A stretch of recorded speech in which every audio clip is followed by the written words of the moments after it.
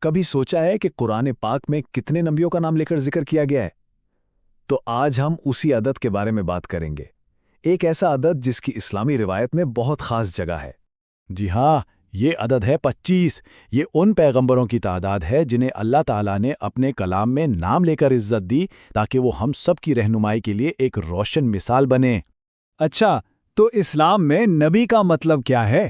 سیدھے الفاظ میں، یہ اللہ کے وہ چنے ہوئے پیغمبر ہیں جو انسانیت کی رہنمائی کے لیے بھیجے گئے، اور یہ جو 25 ہستیاں ہیں نا، انہی کی کہانیوں اور دانائی سے قرآن کے صفحات بھرے ہوئے ہیں۔ تو چلیں اب ذرا اور گہرائی میں اترتے ہیں۔ ان 25 عظیم ہستیوں میں سے وہ کون ہیں جن کا ذکر قرآن میں سب سے زیادہ نمایاں ہے؟ اور یہ بات شاید کچھ لوگوں کو حیران کر دے کہ قرآن مجید میں جس نبی کا نام سب سے زیادہ بار لیا گیا ہے وہ ہیں حضرت موسیٰ علیہ السلام۔ اور کتنی بار پتہ ہے؟ 136 بار۔ ذرا سوچئے، 136 مرتبہ۔ اس سے ہی اندازہ ہو جاتا ہے کہ حضرت موسیٰ علیہ السلام کی کہانی اور ان کا پیغام قرآنی تعلیمات میں کتنا مرکزی مقام رکھتے ہیں۔ اب ذرا اس موازنے کو دیکھیں، یہاں فرق بالکل صاف نظر آ رہا ہے۔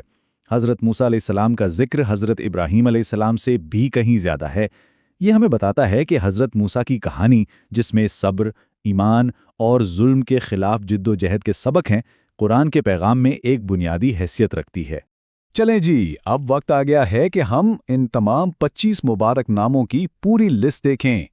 وہ کون کون سے انبیاء ہیں جن کا ذکر قرآن پاک میں آیا ہے؟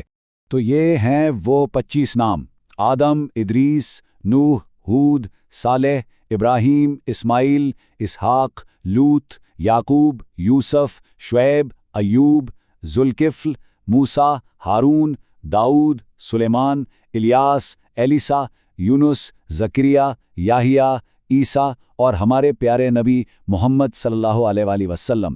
ایک دلچسپ بات یہ ہے کہ ان میں سے کئی نام دوسری ابراہیمی روایات میں بھی پائے جاتے ہیں، جو ہمیں یاد دلاتا ہے کہ خدا کا پیغام ہمیشہ سے ایک ہی رہا ہے۔ لیکن یہاں ایک سوال پیدا ہوتا ہے، کیا قرآن میں جتنی بھی قابل احترام شخصیات کا ذکر ہے وہ سب نبی ہیں؟ یہیں سے ایک بہت ہی دلچسپ علمی بحث شروع ہوتی ہے۔ مثال کے طور پر ذوالقرنین کے بارے میں کیا خیال ہے؟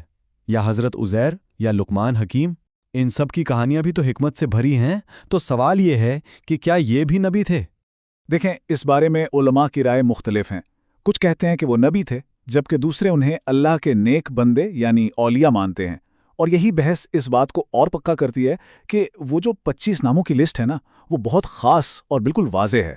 تو یہ 25 ناموں کی فہرست ہمیں ایک بہت بڑے اور اہم اصول کی طرف لے کر جاتی ہے۔ بات صرف ان گنتی کے ناموں کی نہیں ہے، بلکہ اس سے جڑے ایک بنیادی اسلامی عقیدے کی ہے۔ اور وہ اصول کیا ہے؟ وہ یہ ہے کہ مسلمان اللہ کے بھیجے ہوئے تمام نبیوں پر ایمان رکھتے ہیں، چاہے ان کا نام قرآن میں ہو یا نہ ہو۔ یہ ایک بہت ہی جامع عقیدہ ہے جو ہمیں سکھاتا ہے کہ اللہ کا پیغام کتنا وسیع ہے اور ہمیں ہر رسول کا احترام کرنا چاہیے۔ تو اس کا اصل مطلب کیا ہوا؟ اس کا مطلب یہ ہے کہ یہ 25 نام تو ہدایت کی ایک لمبی سنہری زنجیر کی صرف کچھ کڑیاں ہیں۔ یہ زنجیر پوری انسانی تاریخ پہ پھیلی ہوئی ہے۔ مطلب اللہ نے کبھی بھی کسی بھی قوم کو رہنمائی کے بغیر نہیں چھوڑا۔ اور آخر میں ایک سوال جو سوچنے پر مجبور کرتا ہے، ہدایت کے اس نہ ختم ہونے والے سلسلے پر یقین رکھنا آج ہمارے لیے کیا معنی رکھتا ہے؟ یہ دراصل ایک دعوت ہے کہ ہم اللہ کی رحمت کی اس لمبی تاریخ کو سمجھیں اور حضرت آدم علیہ السلام سے لے کر ہمارے نبی محمد صلی اللہ علیہ وسلم تک ہر پیغمبر کی زندگی سے کچھ سیکھیں۔